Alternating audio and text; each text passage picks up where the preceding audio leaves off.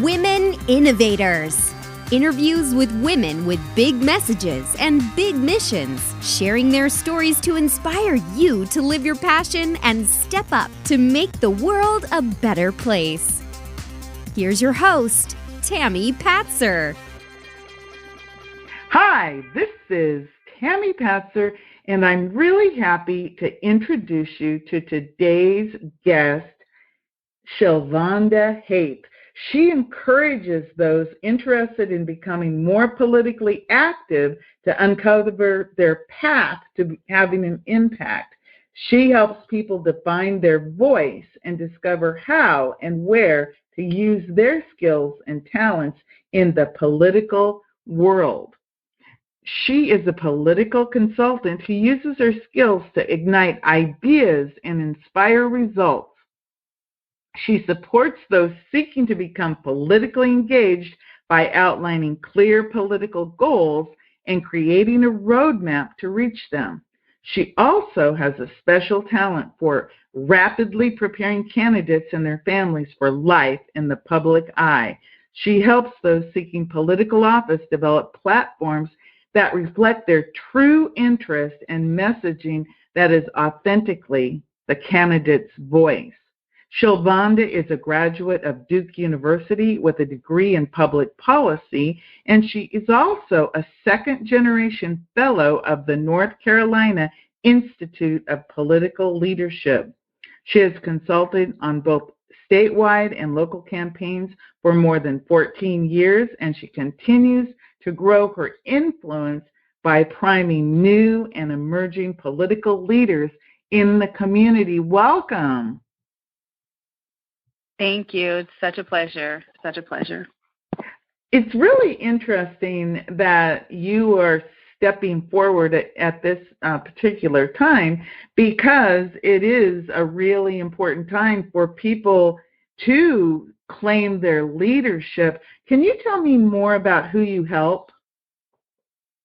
Absolutely. So my focus has really been on local candidates the last few years, in particular candidates who have run for political office before and have not been successful and are looking to do something different on their second or third run. And then also I support young people and young people meaning, individuals under the age of 40, 45, who are looking to be politically active, but they just don't really know where to start. It's so much out there that you can do other than run for office. And a lot of times what you find, especially at the local level, is that those that are encouraged to get out there have been, quote unquote, tapped, right? And have been kind of selected to run. And so they already either had the background or had that exposure and had that built-in support. But there are a lot of people that, want to get out there. They've been community active in the community or have interest in doing more for their community, but they don't have that luxury of being exposed. And so they need help. They need support. They need to know where to go and how to do it. So.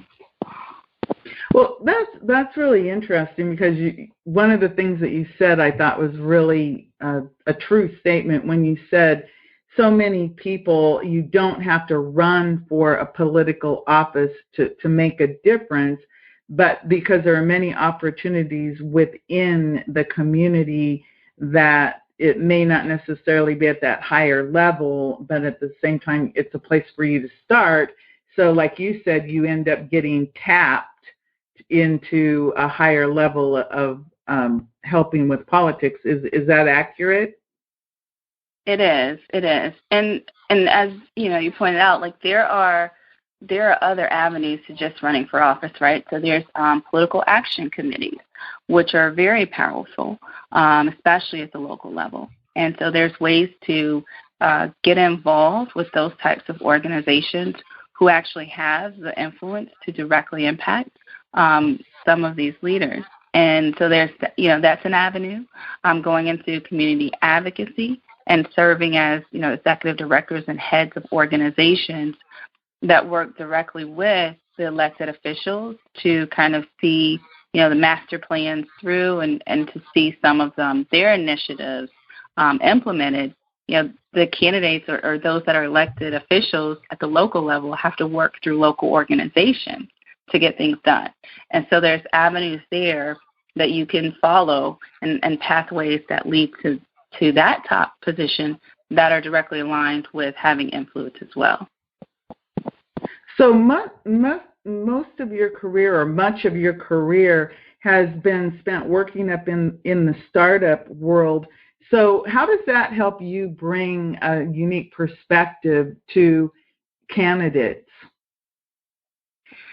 So in my day job, I work with startups. And when you're working with a startup, there's a lot of unique aspects that are different from a corporate world or different from a nonprofit. Startups typically have limited resources to begin with, right? They have to be extremely creative in how they raise funds and how they raise money and how they're able to go after clients and gain interest in their product or their service. So what I'm able to do is really take some of the skills that I've built and apply those to political campaigns. So when we think about, for example, raising money, right, for a candidate, a lot of times there's the traditional path of generating letters, sending them out, asking for contributions in what I would consider to be a very passive way.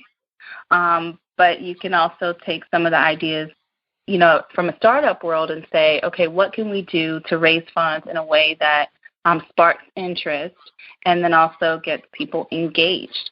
So what kind of events could you invite members to, and can they bring their kids? And is it beneficial to have families come out? And so it's things like that, or just how can you be unique and creative in both creating activities and opportunities where community members can meet the candidate. And once they meet the candidate, how do we drum up interest in the candidate as an individual and as a person that people will want to put their dollars towards them?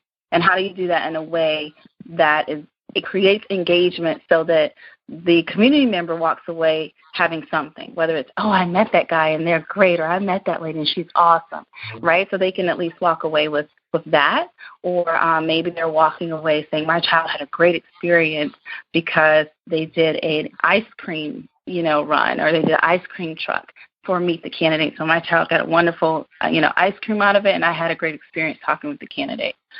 So it's how can we be creative and how can we think outside of the box? And in the startup world, you have to do that every day. And so bringing that concept and that mindset to political campaigns. Also thinking about how do you organize a campaign? How do you go out and attract staff to work for a campaign? And typically it's volunteers. It's who wants to work on my campaign, who wants to be involved, who wants to give their time. Versus in the startup world, it's a different mindset of, well, you're getting something from working with our startup, right? You're gaining skills, you're gaining this value of being at the ground floor. So how do you take, again, that mindset and have people who are working with your campaign think of working with you in the same way, that, they're getting something out of it rather than they're volunteering and solely giving to you. It creates a different type of energy, I think, within the campaign and within the staff and within the group. And the way that you organize is very similar, the same way. How do you outline all the activities from beginning to end? How do you really carve that out and create accountability for it? And so taking things like project plan tools and other tools that you would use in the startup sector or corporate sector and really applying them to how you manage a campaign as well. So you actually help a candidate start from the basic grassroots level of developing messages and platforms, and you set it up for both the, in-person opportunities. What about the social media side of that? Do you also plan both the live in-person activities and virtual activities? Absolutely. And one of the things I'm very transparent on is I'm not really strong in social media. So what I always encourage my candidates to do is to go out and get an expert in social media immediately, in the same way that they would, have someone designated to be their fundraiser or the treasurer, that having someone to manage their social media campaign is equally as important. And so, we look at things like, how do we have a presence, right, on all of the platforms, and how do we make sure that presence is managed day to day, hour to hour, that people really feel connected to the candidate. And then how do we do that, again, in a way that's authentic to the candidate's voice? And then also, how do we leverage social media, right, to deploy things like commercials, which over the last 2 to 3 years I found is a very effective way to get exposure out for a candidate, is to actually contract with a company that will create commercials that are optimized through social media platforms. And from a cost perspective, it's extremely manageable for the candidate. And from an exposure perspective, they tend to be able to reach more. So those are some of the things that are really important and areas that we try to encourage candidates and the teams to really focus on. I find that extremely interesting because when, the traditional path for most politicians is, they go out and they meet people out in the real world, but the social media aspect, as we know, is something they need to know. I have a question.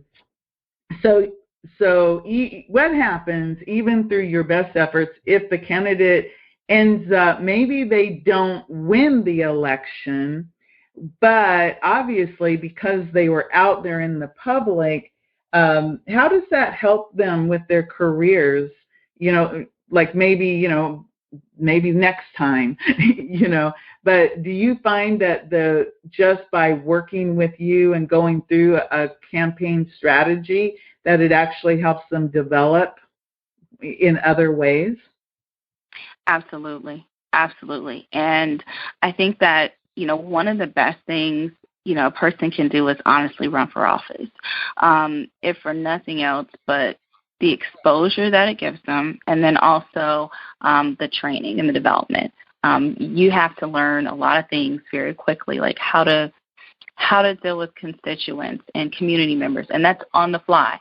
You may be pumping gas, and have someone come up to you and want to have a 20-minute conversation with you.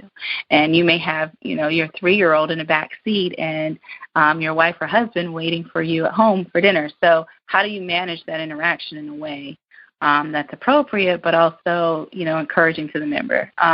So there's just different skills that you can gain from being out there, from how do you communicate with the media, how do you create a message that's reflective of who you are, and how do you stay on message, right? So those are some things that an individual would learn just going through the campaigning process, and just how to interact with other officials, how to interact with opponents, how to interact as a person who is in the lead as the candidate, but who has a team around them telling them what to do. So how do you react in that state? There's a lot to be learned from the process of campaigning itself. But then once the campaign is over, there's also a lot of opportunity that I don't know if all candidates who run for office leverage it, but I certainly work with my candidates to do so. So you run for office. It's over. Let's say you didn't have a successful run. What you have done, though, is you've met, obviously, the individual that did win, so you now have a relationship with them. You have a relationship with other elected officials in the area that maybe you were on the campaign trail with. And so through the campaigning process, you've built those types of connections. You also have relationships with PAC leaders and other organization leaders who had a chance to meet you and interview you and learn you in a way that they probably would not have otherwise had you not run for office. So when the campaign is over, there's a lot of reflecting, but there's a lot of opportunity to then say, what can I do next? So what typically happens is there's opportunities to join local boards that you may not have had the opportunity to join before, because perhaps those board members interviewed you and they had an opportunity to meet you and realized that some of the ideas on your platform are aligned with some of their goals that they would like to achieve.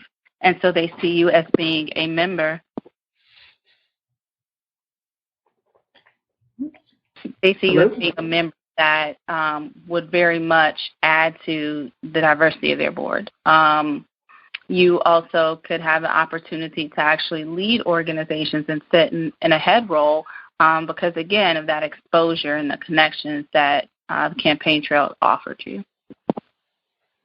So running for politics, no matter if you win or lose, it is an extremely good opportunity to start to develop yourself as a leader in your community. What do you think are some really misconceptions people might have about the services that you offer? I think a lot of times people think that all political consultants are the same, that we all offer the exact same services when we don't. Sometimes I think it's also a misconception that, especially again at the local level, that is just a local campaign. It's a small campaign. And so there isn't a need for a political consultant. I have a campaign manager, so they can do what a consultant would do for us, or vice versa. And so not understanding that you may hire one political consultant who specializes in what we would call analyzing the numbers. And so what they're able to offer you, for example, is an avenue into figuring out which particular precincts you should focus your energies on based on the numbers and historical data. And so that's a unique skill set. And so you may have another political consultant, however, that specializes in candidate development or has the ability to help you manage your campaign and having the right people in the right place. But they may not have the skill set to understand the analytics behind the political strategy. So just understanding that different consultants bring different expertise to the table, and that a campaign manager, while a political consultant can give advice on managing your campaign and could very well serve as a campaign manager, that a political consultant is very different too. There are skill sets that a campaign manager has that, they wouldn't have, a political consultant may not have, and vice versa. So just understanding that it is unique, right, to the individual consultant. So do you think that, what do you think is the main reason why not most candidates, but any candidate at a local level might not want to work with a political consultant? Because I do understand about budget constraints and fundraising, and often maybe a candidate's spouse often is the campaign manager. But what do you think is the main reason why they might not even think about hiring a political consultant?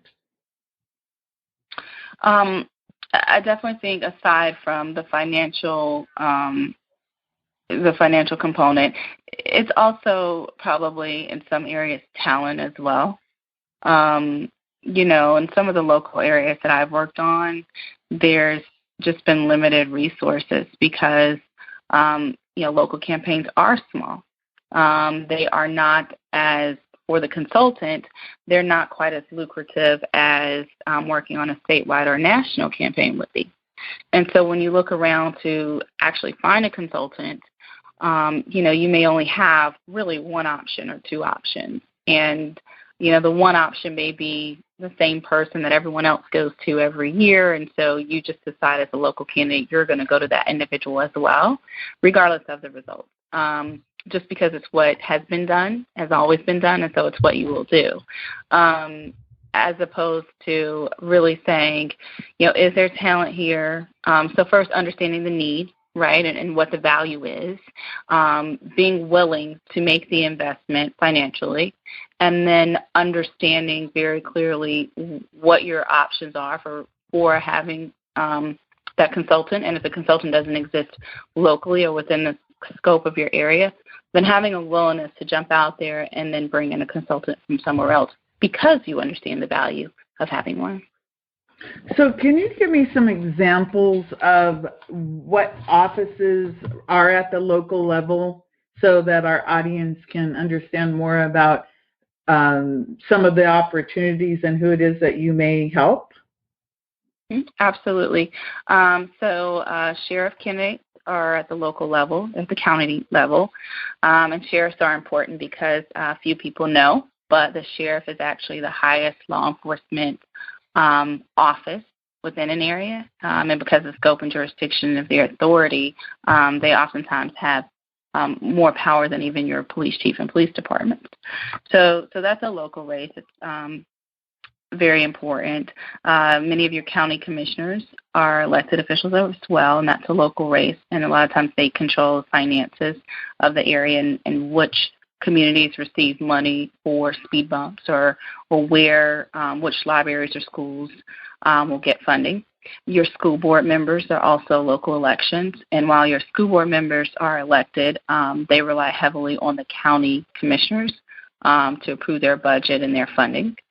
A lot of times your city council members are also locally elected officials and your mayor. So those are some of the offices that are local. Your district attorneys are others. So they determine which individuals, which cases are going to be prosecuted. So those are some of the ones that are local and have a lot of authority and are really important seats. And one thing that I'm hearing is these elections, local elections, are the people who actually affect your daily lives in a much bigger way than some other elected officials, because obviously your sheriff, your mayor, your city council, your county commissioners, your judges, all of those people are right at your community level making decisions about what's going on, and school board.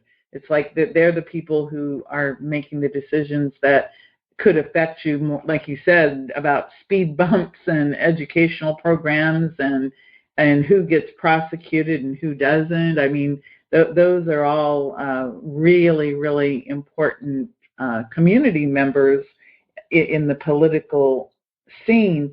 So you help people define their voice. And can you talk about how you go about doing that? Yeah, absolutely. And it's actually pretty fun process for me, as well as I think the individuals, because it's a way of, so what I like to do is interview people who are interested in being more politically active and really have them talk to me about what are their passions, what is inspiring them to really get out there and do it now, right? What's really drawing out what's important to the individual, what's their driving force. And through that, then really talking about their background. So have you been politically involved before? Do you come from a household or a family who's been politically involved? Or what is the nature of your political engagement up until this point? So once we're able to kind of do that, then we can kind of figure out what their actual political goals are and what's needed to get there, and then really crafting out a plan. So if you, for example, are, a 28-year-old individual who would like to run for office in, 5 or 6 years, but hasn't had any political exposure so far, a couple of things that tells me. You have time, right? So you have time to really be methodical about the process. And if you haven't been engaged before, but you really want to have a prime position, whether it's being an elected official or having a prime position in one of the organizations, but you haven't been engaged before, what that also tells me is we got to get you engaged. So I would look at that scenario and say, okay, well, let's figure out some organizations that you can immediately become a member of and start giving your time to based on what you told me was most important to you. So if, let's say, housing is really important to you, for example, then we'll find some community organizations that specialize in working in housing and kind of economic development sectors. So we'll figure out some nonprofits that align with what your goals are and your vision are. We'll find some local political action committee organizations who have a subcommittee or committee that focuses on housing to get you involved with. So we'll start doing that ahead of time and having that member actually spend some time working with organizations that actually focus on what their vision is and what their goal is. And then from there, we'll also say, are there any political leadership or development programs that you would want to do and could do? And then what's the best one for you? There's several development programs out here that'll help candidates get introduced to, the process of engaging with the media, for example, right? By having them actually create commercials and go through that process and have them actually read from a teleprompter and experience that. And so those would be the things we look at is, okay, now what type of education or development program can we get you in that aligns with areas of challenge for you? And then also, identifying the areas where you're really good as a candidate and then really getting some action around those. So if you are, for example, a really good writer and you are already blogging, then let's leverage that too. So let's go ahead and kind of start to begin to shift your platform a little bit so that you're now blogging about political things and you're now blogging about housing things that are occurring in the community to increase your exposure ahead of time. So that's kind of what my process would look like for identifying the goals and then creating a roadmap and really getting an individual involved in a way that's appropriate for them based on what they said they wanted to do. So how long if someone is, different political things happen in different times, I think, typically every 2 to 4 years, typically, that someone might serve in a position. How much time should they look at to develop a campaign, from I'm going to run to, through the process, but before they announce, how much time should they have, to put things in place? I would say at least a year. If you're seasoned and you've run before, I would say, about a year or so is kind of the best case.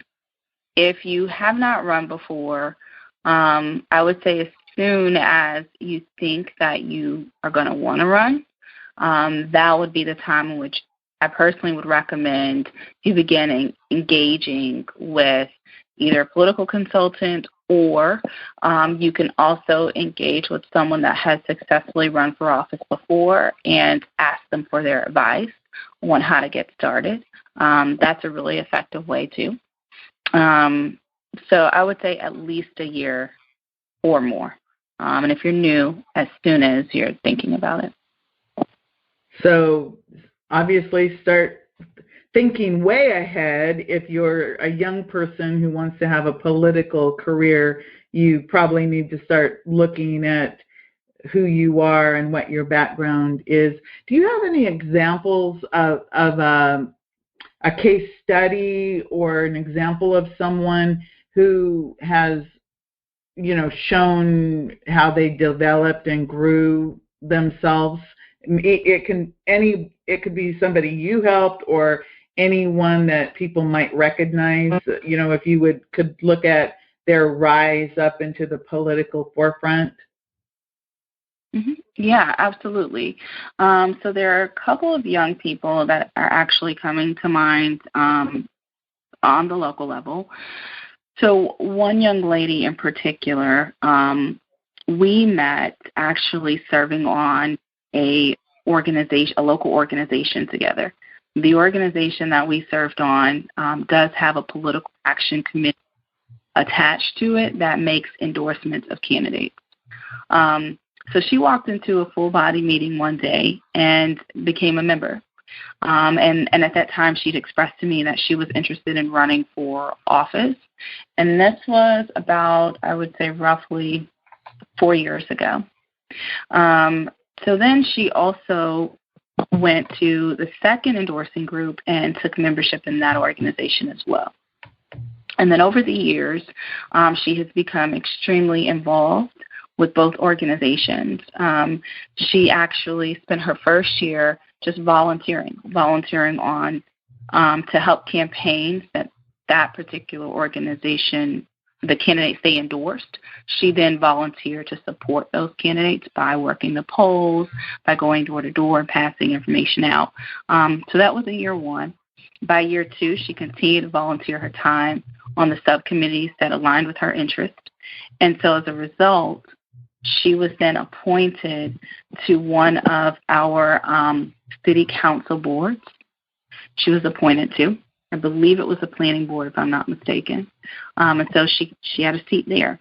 And then she continued to give her time, but it was a way for people who she'd worked with in the community to really test out, I think, her skills and her commitment to the community itself and what she was advocating for, because she was appointed into a role, and then they could kind of see how her votes went, were they aligned with what she said, was it aligned with the organization's beliefs and visions, and was it reflective of the community. In her day job, she actually, over the course of the 2 years, switched jobs where she became executive director of a nonprofit that, again, was aligned with kind of her vision of things that she wanted to achieve. And so she has actually now into, I think it's year 4, has now filed to run for office and has put it out there locally that she is running for city council seat. Oh, so that's a really good example. So it's basically, it started out with make a decision to be involved in your community, then volunteer and keep volunteering, and people start to recognize what it is that you bring to the table. And I think in the beginning you said it, she talked to you and she actually said, I want to get involved and get into some type of political activity so that I can make a difference. So that was like a conscious decision that she made. And it sounds like she's really come a long way in 4 years. Yep, absolutely. And I'm personally confident that she's actually going to win this election. She is an excellent example all the way around. We have talked in the 4-year period, and we've talked about numbers in terms of stats and precincts. She's had a chance to really see that. She's got a lot of exposure because, with different people being on the campaign circuit, she's been able to, through her volunteer activities, been able to meet different candidates too and just kind of garner support. So I'm confident she's going to be successful just because of how she spent her 4 years. Yeah.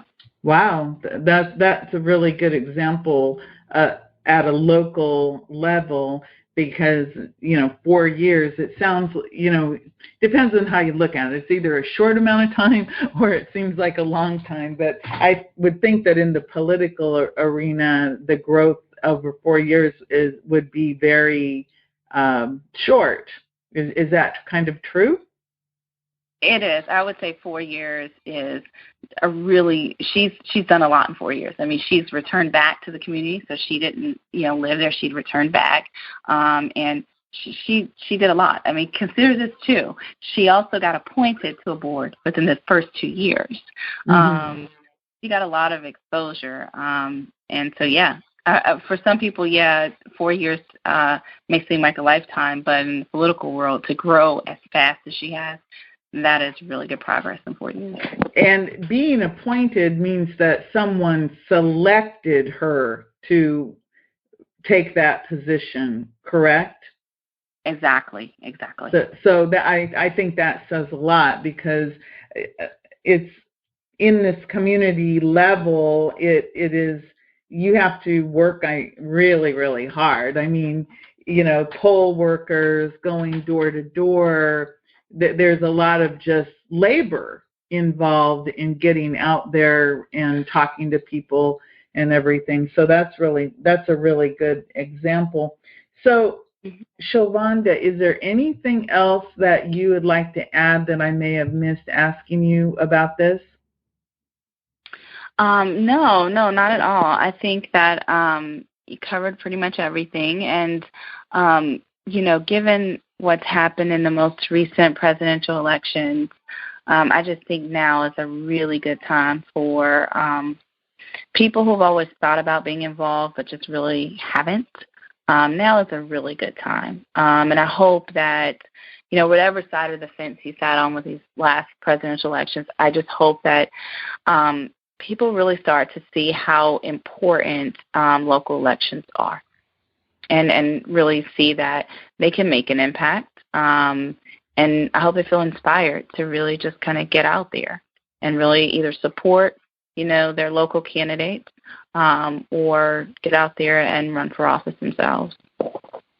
Well, I think what I love about our conversation today is that you have basically outlined it so that people know, number one, if you want to make a difference, you can, and there are people like you who can help you outline the path, help you develop your message, and make it so that you don't have to spin your wheels and waste a lot of time. Because like your example, the council person went from starting out being a volunteer to being appointed, and now she's running in an election in 4 years. And so having that consultant, the political consultant, like you said, you may need more than one with an expertise, but at least if you're really serious about getting out there and making a difference, you can get that advice. So where can people find out more about you? So certainly people can look me up on LinkedIn. Feel free to find me there and reach out to me. And I'm happy to have conversations, coffee, phone calls, but LinkedIn is definitely the best place to find me. Okay, great. Well, I really appreciate all the time you took today. And everyone, local elections count. If you want to get involved, start at that local community level. And you've just heard from Shielvonda Haith. She can help you get started. So be sure to reach out. Thank you so much. Thank you. It was just a pleasure to be here and just wonderful conversation. This is Tammy Patzer. Go make it a great day. You've been listening to Women Innovators with Tammy Patzer. To learn more, please go to womeninnovatorsradio.com. And please do subscribe and share to spread the big messages and big missions to change the world.